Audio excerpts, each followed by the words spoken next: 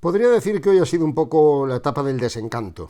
La jornada que terminaba en Ciudad Rodrigo era una jornada que yo al menos tenía anotada como jornada especial en vísperas de la tan esperada etapa de la Covatilla. No ha pasado nada.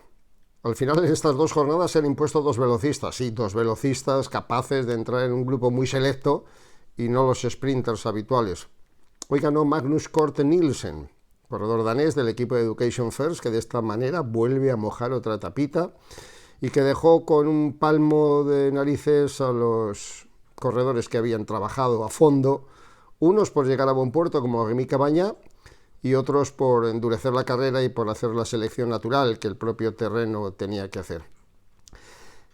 Fue una pena por mucho que no sea fácil que los desenlaces produzcan vuelcos importantes, ¿no? Pero fue una pena porque la jornada se había tramado de alguna manera por parte de Ineos y de Movistar para endurecerla.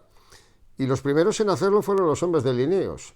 Pero claro, yo entiendo que aparte de que le falte fortaleza, al menos la fortaleza a la que nos tienen acostumbrados los británicos, al equipo que hoy lidera Richard Carapaz, está luego el desánimo de mirar para atrás y ver cómo los hombres que están haciendo esa selección, tus compañeros, se van quedando y cómo Primo Roglic aparece siempre escoltado por esa imponente guardia pretoriana de al menos 4 o 5 corredores que le acompañan siempre al final, sea cual sea el grupo, sea cual sea la cantidad de corredores que están en el grupo o la velocidad que se imprime a la carrera.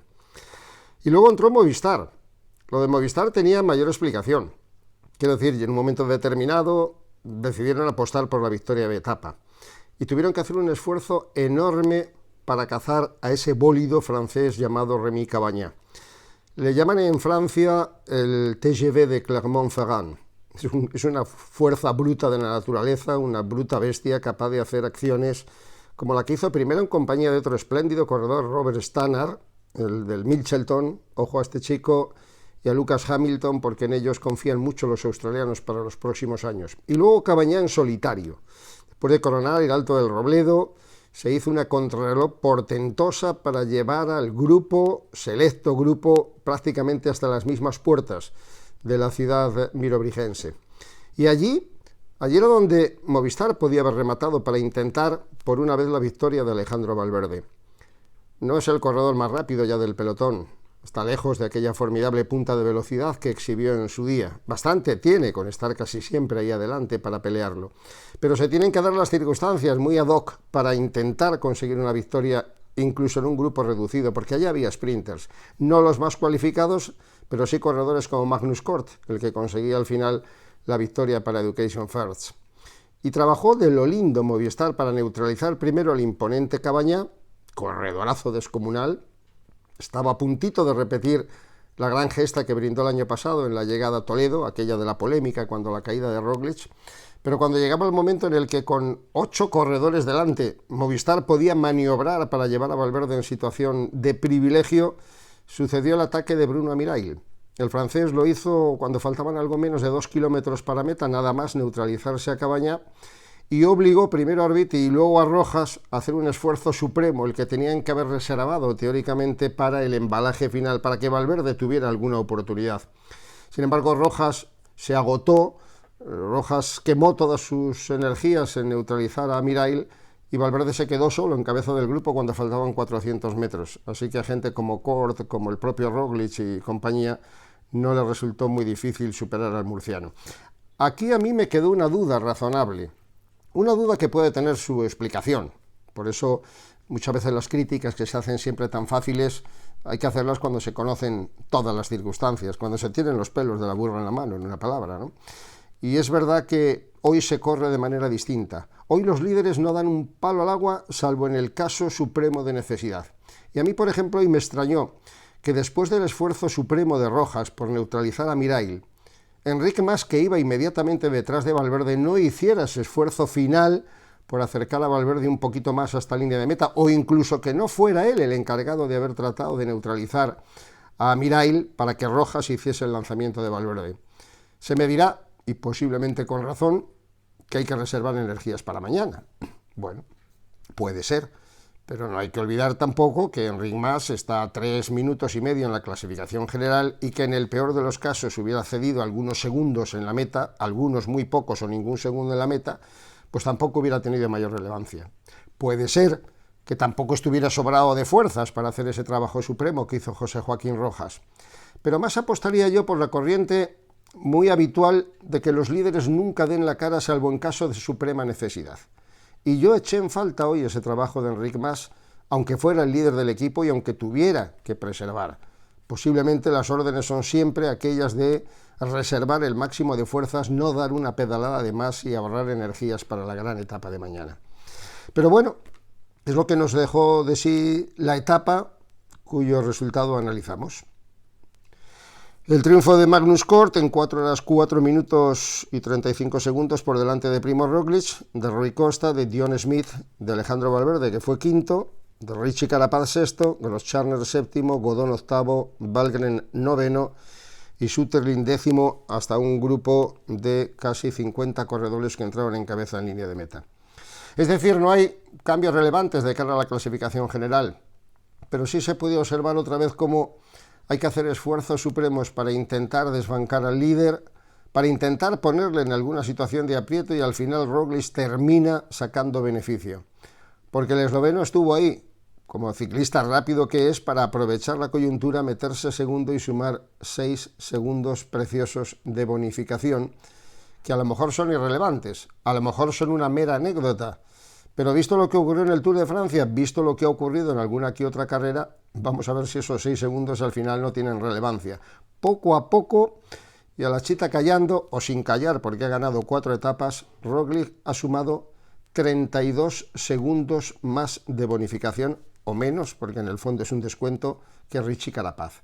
Y esos 32 segundos sí pueden ser determinantes en el desenlace de la Vuelta Ciclista a España. Ahí está la clasificación general. Ahora Roglič aventaja en 45 segundos a Carapaz, en 53 a Carthy, en 1.48 a Dan Martin, en 3.29 a Enric Mas, en 6.21 a Wout Poels, en 7.20 a Félix Gross-Charner, en 8.45 a Alejandro Valverde, 8.54 a Blasov y 9.29 a David de la Cruz. Es decir, están los mismos tiempos, pero con 6 segundos más a favor de Primož Roglič, que insisto, vamos a ver la trascendencia que puedan tener. Posiblemente estos 6 segundos, no tanta, pero la suma de bonificaciones, merecida, porque yo no estoy en absoluto en contra de las bonificaciones y me parece que el que gana una etapa, y sobre todo el que gana ese tipo de etapas con llegadas en cuesta, debe tener algún premio en el tiempo mayor que un simple trofeo o unos euros de más. Pero Roglič ha vuelto a mostrar fortaleza, su equipo también, no le han llegado a poner en ningún apuro porque tampoco se llevó hasta el final ese extremo, y si acaso, mi queja o mi decepción estaba en que ese ritmo alto que había marcado Ineos en principio y que mantuvo luego Movistar no tuviera algún tipo de remate en el Alto del Robledo. Es más, diría que me extrañó sobremanera que no hubiera movimientos de fichas de algún corredor más o menos importante en una etapa cuya orografía, cuyo recorrido daba para algún tipo de emboscada. Pero es lo que hay, y como decimos en tantas ocasiones, a la espera de una etapa tan dura como la de la Covatilla mañana, puerto durísimo de 11 kilómetros de ascenso, se puede entender que se guarden fuerzas para la traca final. Y observamos cómo va a ser ese recorrido.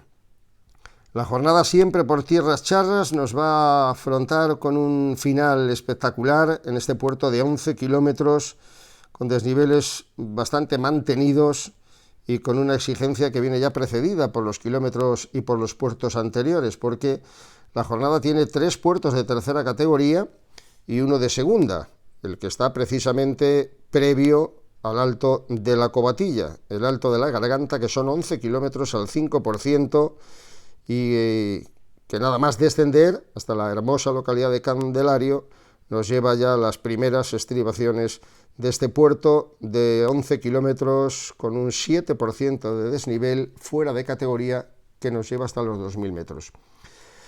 No sé lo que va a pasar en la Covatilla, pero está claro que en ese escenario, y siendo el último, nos tiene que venir otra vez a la mente el recuerdo de la etapa de Sestriere en Italia, en el Giro. No era tan dura, pero tuvieron que reventar la carrera aquellos que querían revertir la situación y sacar del puesto de privilegio a Wilco Kelderman. ¿Que no es el caso? No, claro que no es el caso. Aquí estamos hablando de un ciclista como Roglič, que se ha mostrado tan sólido, y de aquí estamos hablando también de un equipo como Jumbo-Visma, tenaz, coreáceo y permanentemente al lado con grandes escaladores de Roglic. Hay un detalle que también me gustaría puntualizar, porque observo una creencia de que al hilo de las etapas de Pajares y al hilo de la posterior etapa contrarreloj, de que Carapaz anda más en montaña que Roglic. Y es un error, porque yo no lo creo. A mí no me parece que Roglic ande menos en montaña que ninguno de los rivales que tiene en la carrera, en la Vuelta a España. Otra cosa es que en un momento determinado la exigencia del mismo, el peso de la púrpura, tantos días de amarillo, estar pendiente, el hecho de que él no llegue tan fresco o no haya llegado tan fresco en otras ocasiones a los últimos envites, haga pensar que Carapaz le pueda sacar punta a este lapicero. Pero que nadie piense que Roglic no es el extraordinario escalador que ha conseguido 11 victorias de etapa esta temporada y que ha cosechado fundamentalmente en la alta montaña los grandes logros que ha conseguido. Pero en la cobatilla se va a mover Movistar, se tiene que mover Enric Mas, se tiene que mover Carapaz y no se puede esperar al último momento porque ahí no se pueden hacer las diferencias tan importantes, según y cómo se mire, importantes en cualquier caso, que marca la clasificación general. O sea que siendo la última etapa, siendo la última oportunidad, yo presiento que va a haber traca y que va a haber traca desde abajo.